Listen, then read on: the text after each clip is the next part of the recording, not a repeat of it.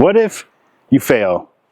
It's not something you see a lot of YouTube videos about here in the retire early space, but it's a question that more than one person posed to me when I was in my 30s. See, in my 30s, I decided I was going to go big and I was going to go all in on one project and I was going to cash out and that was going to be it. I was going to be done working forever. I literally had an island picked out down in South America I was going to buy as my exit strategy. But as the title of this video, sort of a spoiler alert, already gave you a little hint here, I did fail and I went broke. So in this video, I'm going to talk about some of the hidden challenges to this retire early concept that you don't see a lot of people talking about.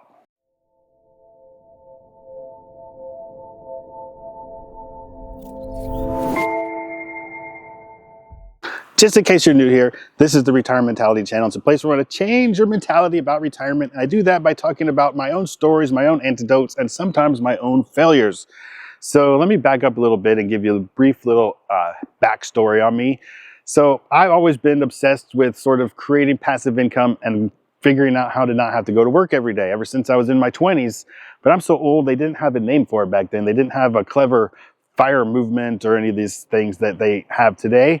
So I thought I sort of invented the idea and I thought I was a genius. And so I've always been an entrepreneurial mind. I started businesses when I was pushing a lawnmower around the neighborhood when I was 11 years old, mowing lawns. And then I started cleaning gutters. I've always just sort of been trying to figure out how to make money on my own.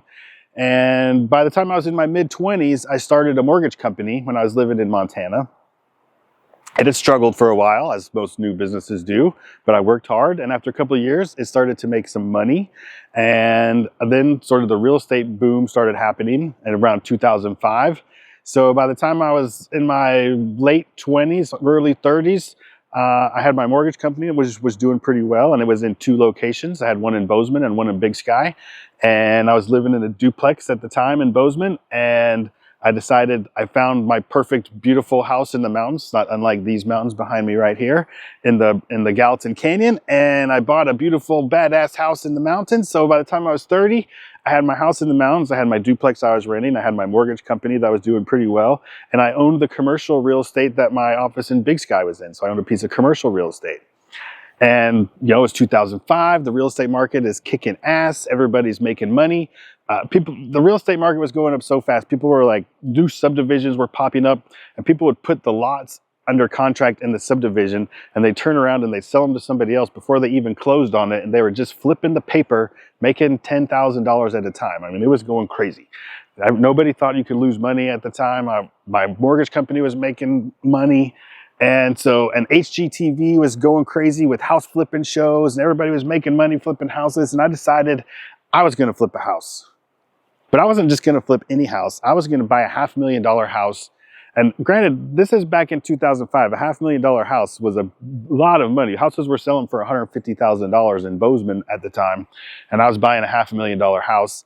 And then I was going to gut it and put all my money, I had like $200,000 I had saved up. I was going to put all my money and sink it all into the house. I was going all in on this baby. I should say by the time I bought the house, it was about 2007. It took me about, I was working my job full time and then I was doing the remodel in the evenings. And it took me probably 6 months to do the remodel job. And about 5 minutes before I was done with the remodel, boom, the real estate market crashed. It was over. It went dead flat like overnight. And I was just about wrapping up my flip house and then nothing. That sucker sat on the market for months and months. And because at the time, everybody was doing 100% financing. So I had done an 80% first mortgage and a 20% second mortgage on the house. And I had sunk every dollar I had into the house. So I had no money left over. I had no reserve account. I had a $4,800 mortgage payment on the house. I had a mortgage payment on my office in Big Sky, which my mortgage company was making $0 at the time because the real estate market was flat. And I still had a rent payment on my office in Bozeman. I had a mortgage payment on my house. And then I had my duplex, which was, the duplex was just sort of breaking even at the time. So I was just like robbing Peter to pay Paul. And I was refinancing this house to pay these mortgages over here. Then I refinanced this to pay these until there was nothing left. It was over. I was tapped out. There was nothing left. My mortgages were way over the value of my houses because the value of the houses were going down as the real estate was crashing, and I was trying to pull out money as fast as I could. Until the bank came and took them all, and the sheriff literally came and knocked on my door and told me it was time to get out of the house, and I was homeless and basically penniless. I think I had $12,000 to my name, and I packed up my car with whatever I had left. I garage saled what I could. That's where my 12 grand came from. I sold whatever possessions I could and put my dog and me in the car, and we headed for the beach. And this is the dark side of the retire early phenomenon that nobody wants to talk about. You know, slow and steady wins the race. If you start putting $100 a month away when you're 20 and you want to retire at 48 or 52 or whatever age, you know, if you spend 30 years squirreling money away and use compound interest, yeah, that's one way to do it. But most people try to retire in their 30s or their 40s, or the people that didn't start in their 20s. There's a lot of people trying to go big, and it's high risk, high reward. And high risk means high possibility of failure. And I'm pretty sure I'm not the only one that went broke in 2008, because there's a lot of people that went all in on some ideas like this. And you know, this is what nobody wants to talk about. Everybody wants to just talk about retiring early and living the sweet life. But you know, it takes some balls a lot of times, and it takes a lot of risk in order to do these things that if it was easy, everybody would do it, and there wouldn't be content about retiring early because everybody would just do it. That's why it's hard. That's why people want to learn about it. That's why we talk about it. And that's why I don't want you to make the same mistakes that I made, and I want you to learn from some of my lessons. So what's the lesson here? Why am I telling this tale of woe? You know, when I first got into this flip house, a lot of people said to me, like, Jeff, what are you going to do if this doesn't work out? What if you fail? And up until this point, Jeff hadn't really failed yet. Jeff was able to make everything work, and not because I was lucky or because I timed everything perfectly, but because I worked hard. When I started my mortgage company, I went to work every day at 8 o'clock in the morning, and I worked every day until 5 or 6 o'clock at night. And then I went to a casino, and I bartended at a casino until 2 o'clock in the morning. And then I closed the casino down. I did their books, and then I got up in the morning at 8 o'clock and I did it again. I did this for like at least 2 years probably, until the mortgage company started to make money. A lot of people look at me today, they don't know I went broke, they don't know what I went through to start different businesses, and they say, man, you're so lucky. I just want to punch them in the face sometimes and just say, you're so lucky I only punched you once. Like, luck doesn't have anything to do with it. People don't see all the hard work of where people came from. And the reason that I want to tell the story of woe is for a couple reasons, two maybe. And the first one is just that. It's just like that little story I just said about being lucky. It's just that people don't talk very much about the failures that we go through in life. And it's our failures that we learn the most from. You know, I retired early from the same thing that I went broke in my 30s. I restarted over. I did it again. I did it smarter. I learned the lessons. I learned the lesson that I didn't have any cash reserves, or I didn't, you know, what I had was an idea of flipping a house and cashing out, or had an idea of buying rental properties. I didn't have a plan of how many rental properties I needed. How much did each rental property need to make? How much reserves did I need in case one of them needed a new roof? Or if I had vacancies, how much cash did I need on hand to weather a storm if the real estate market was going to crash? I didn't have any of that stuff planned out. That's why they call it a retirement plan. That's why they call it a business plan. You're supposed to plan these things out. And I was not very good at that in my youth. Maybe that's the exuberance of youth and the go big, go home mentality that I guess still exists today. I guess it was big back when I was a younger fella too, I think.